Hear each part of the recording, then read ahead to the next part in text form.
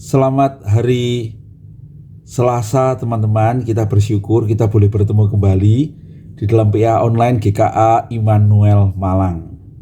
Hari ini kita akan bersama-sama belajar firman Tuhan dari Kisah Para Rasul pasal yang pertama ayat 15 sampai 26 yang oleh LAI diberi judul Matias dipilih menggantikan Yudas. Saya akan membacakan firman Tuhan ini untuk kita sekalian. Pada hari-hari itu berdirilah Petrus di tengah-tengah saudara-saudara yang sedang berkumpul itu. Kira-kira 120 orang banyaknya.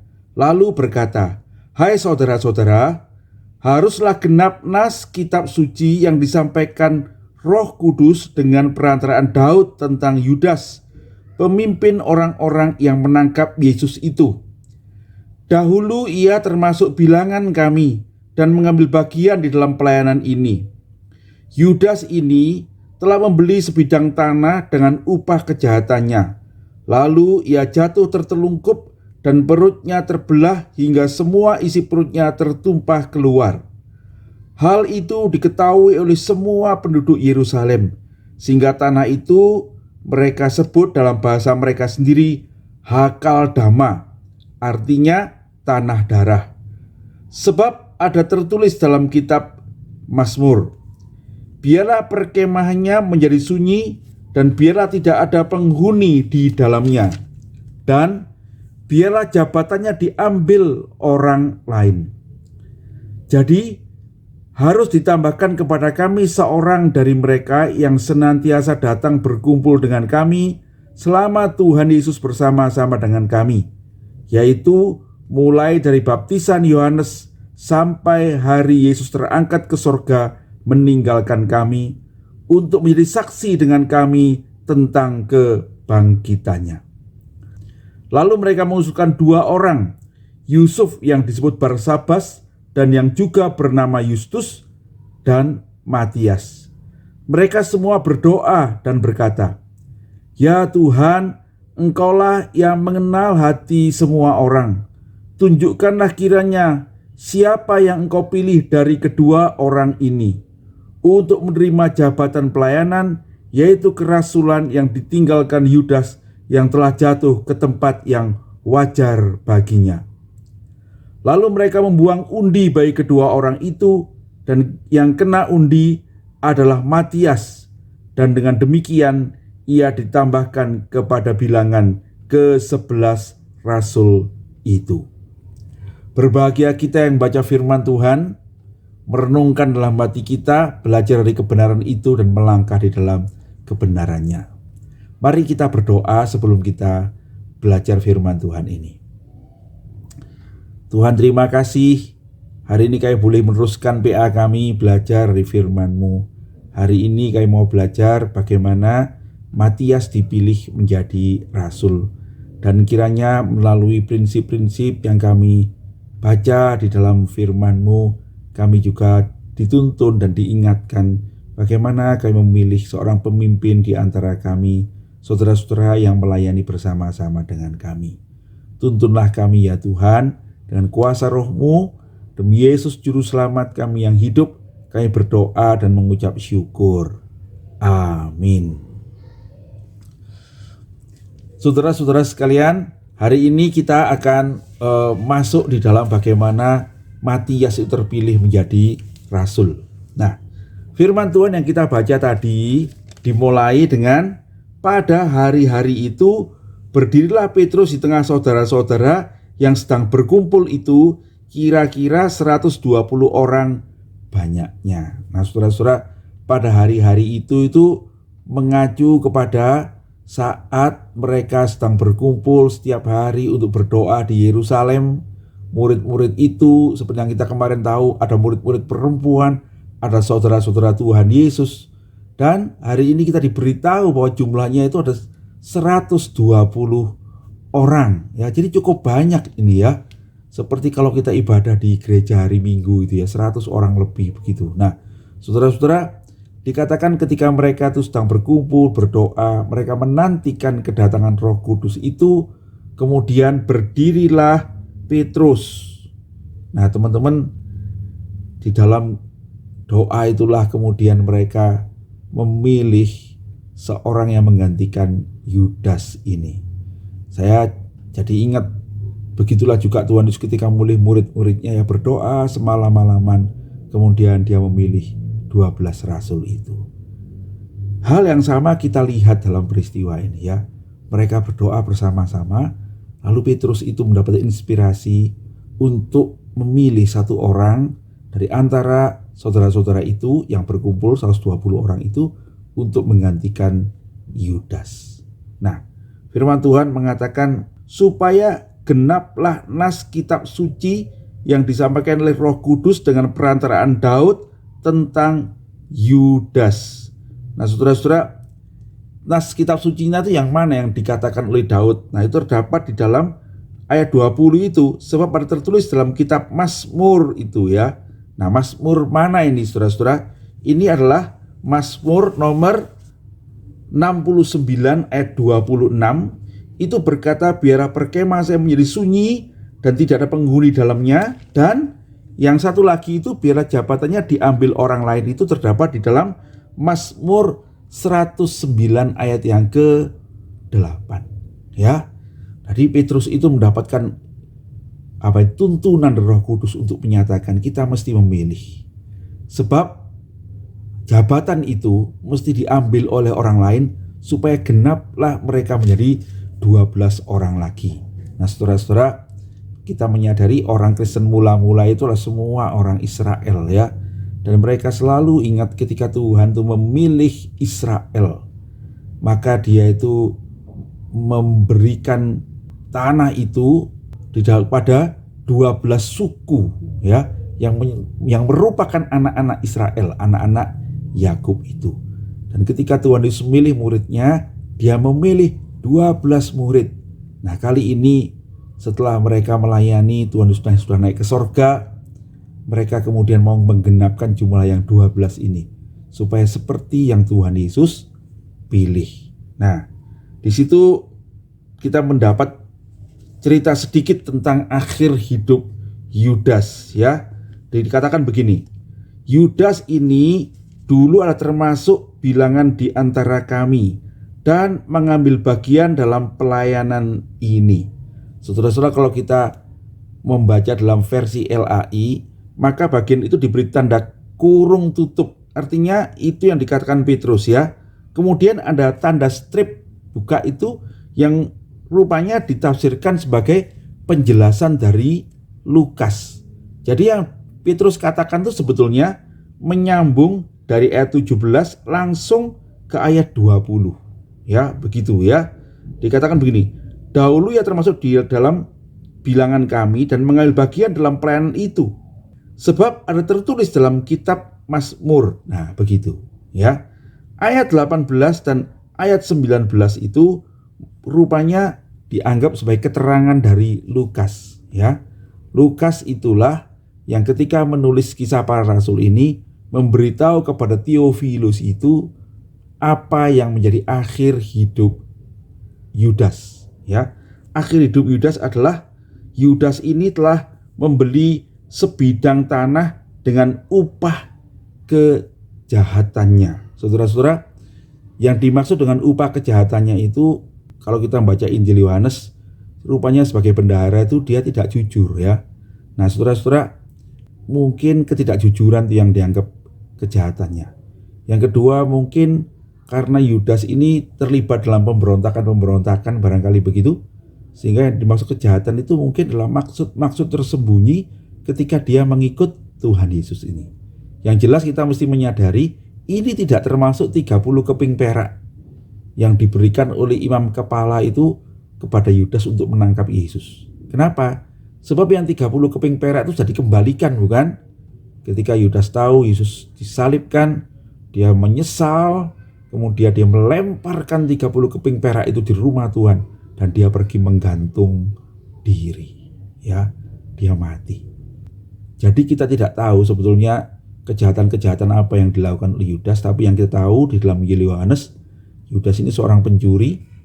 Lalu kemudian kalau kita melihat track recordnya itu juga dia ini rupanya seorang silot, orang Iskariot gitu, kelompok yang memberontak.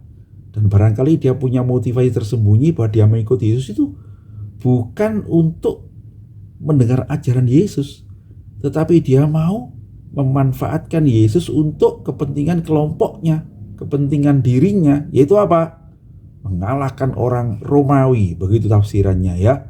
Barangkali juga dengan ciumannya itu dia menyerahkan Yesus dengan maksud supaya Yesus itu kemudian menunjukkan kuasanya, kemudian mengalahkan orang Romawi dan membebaskan orang Israel, begitu ya. Nah, saudara-saudara, itulah kejahatan Yudas ya. Dan kalau kita membaca lagi tentang apa yang dikatakan Petrus di dalam doanya itu di ayat yang ke-25, untuk menerima jabatan pelayan, yaitu kerasulan yang ditinggalkan Yudas yang telah jatuh ke tempat yang wajar baginya. Saudara-saudara, dari sini kita melihat bahwa Petrus itu mengakui ya, Yudas itu sekalipun dia adalah rasul yang boleh dibilang gagal, tetapi Petrus itu mengakui bahwa Yudas itu ada di tengah-tengah mereka. Ya, dia gagal karena hatinya itu ya, hatinya yang tidak sungguh-sungguh mengasihi Tuhan, karena dia mempunyai maksud tersendiri, barangkali karena keserakahannya, dan kemudian dia jatuh di tempat yang seharusnya. Saudara-saudara, apa tempat yang seharusnya itu? Yaitu dia itu mati dengan menyedihkan ya. Dia bunuh diri. Dan kalau kita membaca cerita dari Lukas, nampaknya ada berita di tengah-tengah masyarakat Yahudi yang dikatakan oleh Lukas, hal itu diketahui oleh semua penduduk Yerusalem, bahwa Yudas itu setelah menggantung diri entah bagaimana, kemudian talinya putus atau sesuatu, yang jelas dia jatuh dan kemudian mayatnya itu hancur ya, katanya sampai ususnya itu terburai keluar, isi perutnya keluar ya, dan itu menimbulkan kengerian di antara orang-orang Yerusalem. Yudas menggantung diri tanah yang dibelinya sendiri, di tempat dia memakai uang kejahatannya itu membeli hartanya, dia mati di situ. Dan sejak itu tanah itu disebut Hakal Dama, yang artinya tanah darah ya. Nah, itu nampaknya sudah menjadi cerita ketika Injil ini ditulis, ketika kitab para rasul ini ditulis oleh Lukas. Nah, saudara-saudara, kita mengerti dari situ bahwa betapa kita mesti hati-hati dalam melayani Tuhan. Di dalam mengikut Kristus, biarlah kita tidak terjebak dengan keinginan-keinginan kita sendiri, ambisi-ambisi kita sendiri, obsesi kita sendiri. Bahkan jangan memanfaatkan Yesus untuk kepentingan diri sendiri. Saudara akan kecewa, sebab Tuhan adalah Tuhan yang tidak bisa dipermainkan.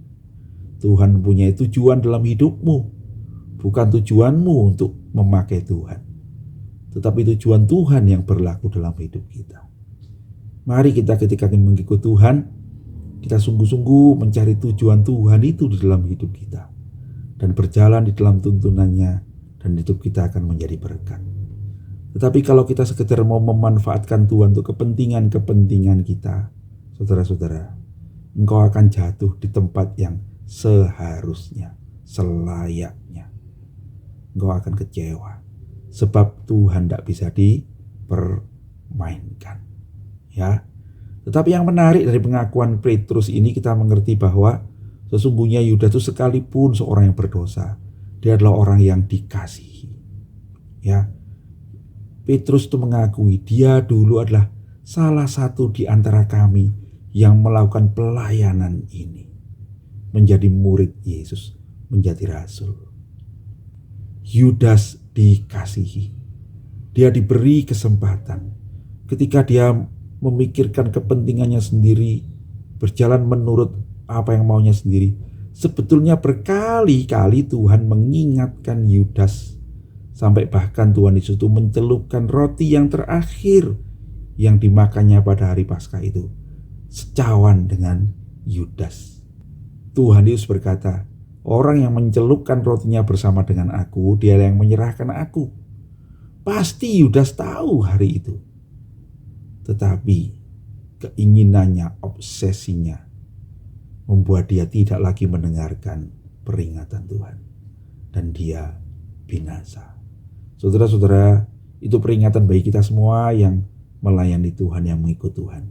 Jikalau Tuhan mengingatkanmu, bertobatlah dan kembalilah kepada Tuhan. Jangan kita binasa oleh karena obsesi dan keinginan kita sendiri yang membawa kita pada kebinasaan.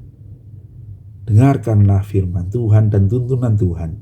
Itulah yang membawa kepada kehidupan. Ya, saudara-saudara, itu tentang Yudas. Nah, setelah itu kita kemudian mendapati bagaimana Petrus itu mengajak saudara-saudara itu untuk memilih seorang kan menggantikan Yudas itu, ya. Nah, kita boleh belajar saudara-saudara dari hal ini tentang bagaimana jemaat yang mula-mula itu memilih pemimpin di antara mereka, memilih seorang rasul di antara mereka, ya. Ada paling tidak 3 kriteria yang ditulis dalam bagian ini. Yang pertama itu terdapat di dalam ayat 21 dan 22, ya. Jadi harus ditambahkan kepada kami seorang dari mereka yang senantiasa datang berkumpul dengan kami selama Tuhan Yesus bersama-sama dengan kami. Pada waktu Tuhan dibaptis sampai dia terangkat ke sorga. Itu kriteria yang pertama. Jadi saudara-saudara, ketika memilih seorang pemimpin di antara jemaat itu, Petrus itu dan semua jemaat itu setuju bahwa mereka adalah orang yang sungguh-sungguh mengenal Tuhan Yesus, mengenal ajarannya, berjalan bersama-sama dengan dia, dan menyaksikan Yesus yang bangkit itu bersama-sama dengan rasul-rasul yang lain. Saudara, itu memberitahukan kepada kita, jikalau kita memilih seorang pemimpin di tengah-tengah umat Tuhan, biarlah kita memilih orang yang sungguh-sungguh mengenal Tuhan. Itu kriteria yang paling penting.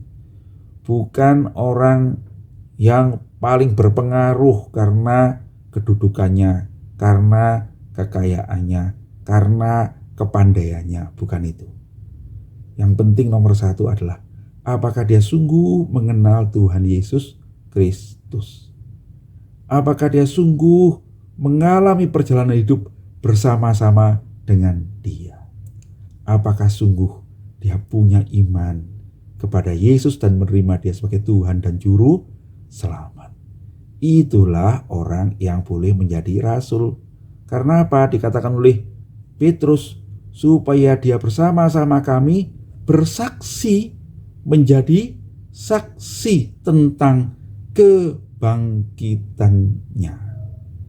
Saudara-saudara sekalian, itu adalah kriteria yang pertama. Kriteria yang kedua, saudara-saudara, adalah dikatakan di ayat 23, lalu mereka mengusulkan 2 orang, Yusuf yang disebut Barnabas dan yang juga bernama Justus, dan Matias. Jadi ada Yusuf, Barnabas, dan Matias, ada 2 orang. Dari mana 2 nama itu muncul? Diusulkan oleh mereka. Siapa mereka ini? Mereka itu adalah 120 orang saudara-saudara itu. Dengan kata lain, saudara-saudara, orang itu dikenal baik oleh saudara-saudara seiman. Orang itu bisa diterima dan dipercayai oleh saudara-saudara seiman. Nah, perhatikan saudara keseimbangan ini ya. Orang itulah orang yang mengenal Tuhan dan barangkali harus dikenal Tuhan. Yang kedua, orang itu harus mengenal saudara-saudara dan dikenal saudara-saudara. Ya. Nah, ini penting ya, supaya orang yang melayani itu jangan tersandung, supaya orang yang melayani itu mendapatkan dukungan, dan yang terpenting mereka mendapatkan doa. Demikian juga hari ini ya, kalau kita mengadakan pemilihan majelis. Teman-teman, nanti akhir tahun kita ada pemilihan majelis. Mari kita berdoa supaya Tuhan menuntun kita ya. Karena kriteria yang ketiga ini muncul di dalam sebuah doa, saudara-saudara. Dikatakan begini, ayat 24. Mereka semua 120 orang itu lalu berdoa untuk Yusuf, Barsabas dan Matias itu. Apa doanya? Ya Tuhan, Engkaulah yang mengenal hati semua orang. Tunjukkanlah kiranya siapa yang Engkau pilih dari kedua orang ini. Nah, sekarang mereka minta terakhir itu pertolongan Tuhan. Ya Tuhan, pilihlah. Kenapa minta pertolongan Tuhan? Sebab Tuhanlah yang mengenal hati kita, mengenal hati kedua orang ini. Saudara-saudara, kriteria yang ketiga itu berarti apa itu? Yang didoakan itu, Tuhan, kenalilah hati mereka. Gitu ya. Jadi yang penting bukan cuma dia itu mengenal Tuhan dan dikenal saudara-saudara, tapi mereka itu punya hati yang sungguh. Nah, kalau kita mengacu pada kegagalan Yudas, saudara-saudara, kita tahu bahwa Yudas itu gagal karena hatinya tidak bertaut kepada Tuhan. Saudara-saudara, Tuhan Yesus berkata begini, di mana hartamu berada, di situ hatimu berada. Jadi hati ini ditentukan oleh siapa? Kemana hati kita ditentukan oleh apa? Oleh harta kita. Ini bukan maksudnya uang, ini bukan maksudnya emas, ini bukan maksudnya rumah. Tetapi harta itu adalah sesuatu yang berharga bagi kita. Nah, saudara-saudara sekalian, seorang pemimpin mesti mempunyai Tuhan sebagai seorang atau oknum atau harta yang paling berharga di dalam hidupnya. Itu ya. Jadi hati seorang pemimpin itu sangat penting. Apakah dia sungguh-sungguh menjadikan Tuhan itu sebagai harta yang paling berharga dalam hidupnya? Yang untuk Yesus dia boleh mengorbankan apapun juga. Sebab yang lain tuh kalah berharga dibandingkan dengan Yesus. Dibandingkan saya boleh melayani Tuhan. Ini saya kira prinsip yang paling betul ya. Bagaimana kita bisa melihat seorang pemimpin itu bisa melayani dengan baik, berkorban bagi Tuhan, jikalau hatinya itu sungguh-sungguh mencintai Tuhan dan menjadikan Tuhan itu adalah harta yang paling berharga di dalam hidupnya. Saudara-saudara, kalau tidak, kita akan terjebak di dalam kekeliruan. Ada orang tuh melayani dengan yang paling berharga dalam dirinya adalah egonya sendiri atau harga dirinya sendiri. Jadi ketika dia melayani, ketika dia mengalami penolakan atau dia dikritik, dia tersinggung, dia lalu tidak mau melayani lagi. Kenapa begitu? Ya sebab yang paling berharga dalam dirinya itu adalah kehormatannya, gitu ya. Kalau kehormatan saya disentuh, saya tidak mau lagi. Kapok aku, melayani kok gini gitu. Tetapi kalau yang paling berharga dalam hidupnya adalah Tuhan, sekalipun dia diolok-olok, maka dia akan berkata, ya Tuhan, tolonglah saya. Kalau ada yang lemah dalam hidup saya, ubahlah saya, supaya saya boleh memuliakan-Mu. Begitu ya. Jangan karena saya mundur nanti orang jadi kecewa. Jangan kalau saya mundur nanti gereja atau umat-Mu jadi terlantar gitu. Saya harus mengorbankan diri saya, harga diri saya, supaya Tuhan dipermuliakan gitu loh. Sebab Tuhanlah harta yang paling berharga. Di mana hartamu berada, di situ hatimu berada. Saudara-saudara, menjaga harga diri bukanlah yang salah. Itu baik. Tetapi ingatlah, seringkali yang menghalangi kita melakukan hal yang terbaik itu adalah karena kita melakukan hal-hal yang baik. Kadang-kadang kita bukan memilih antara yang baik dan yang buruk, tetapi kita itu harus memilih apa yang baik dan yang lebih baik, yang lebih mulia, yang terutama di dalam hidup ini. Dan itulah yang harus menjadi hati kita, menguasai keinginan kita, pikiran kita. Apa itu? Tuhan, kemuliaan Tuhan. Tuhan Yesus berkata, engkaulah terang dunia. Biarlah perbuatanmu yang baik diketahui semua orang, perbuatanmu yang baik. Tetapi tujuannya apa? Supaya mereka memuliakan Bapamu yang di sorga. Bukan memuliakan dirimu, bukan memuliakan kita sendiri, tapi untuk Tuhan. Kalau saya harus melakukan apa yang sukar, kalau saya harus menanggung segala celaan dan saya dipermalukan, kadang-kadang kita harus menerimanya jikalau itu untuk kemuliaan Tuhan. Nah ya, dan apa yang perlu kita jaga dalam hidup kita, saudara-saudara? Dikatakan dalam Amsal 4 ayat 23 ayat yang terkenal itu ya. Jagalah hatimu dengan segala kewaspadaan, dari situlah terpancar kehidupan. Amsal ini memberitahukan kepada kita tidak mudah menjaga hati seperti itu ya. Karena itu kita mesti menjaga dengan segala kewaspadaan. Sungguh-sungguh memperhatikan. Sungguh-sungguh hati-hati. Begitu ya. Tetapi saudara, kalau kita menjaga itu, dari dalam hidup kita, dari dalam hati kita terpancar kehidupan ya. Bukan cuma hidup kita yang baik, bukan cuma hidup kita yang menjadi berkat, tetapi saudara-saudara, ada kehidupan Tuhan sendiri yang terpancar dalam hidup kita, yang bawa keselamatan bagi banyak orang yang kita layani. Nah saudara-saudara, 3 kriteria itu yang kemudian membuat mereka itu berdoa dengan sungguh kepada Tuhan, dan kemudian mereka membuang undi dan Matias dipilih. Maka dikatakan firman Tuhan, dengan demikian Matias itu ditambahkan kepada bilangan ke-11 rasul itu. Dia menjadi rasul yang ke-12. Ya. Nah, saudara-saudara, kiranya firman Tuhan hari ini memberikan tuntunan kepada kita bagaimana kita memilih seorang pemimpin di antara kita. Dan kalau Tuhan memilih saudara, mari saudara kita memeriksa diri. Apakah saya seorang pemimpin yang diinginkan oleh Tuhan? Ya, seorang yang sungguh-sungguh mengenal Tuhan Yesus. Seorang yang sungguh-sungguh dikenal oleh saudara-saudara, yang diterima dengan baik oleh saudara-saudara. Dan yang terakhir, apakah kita yang punya hati yang sungguh-sungguh mengasihi Tuhan sebagai harta kita yang paling berharga. Yang terakhir itu saudara-saudara, cuma Tuhan yang tahu.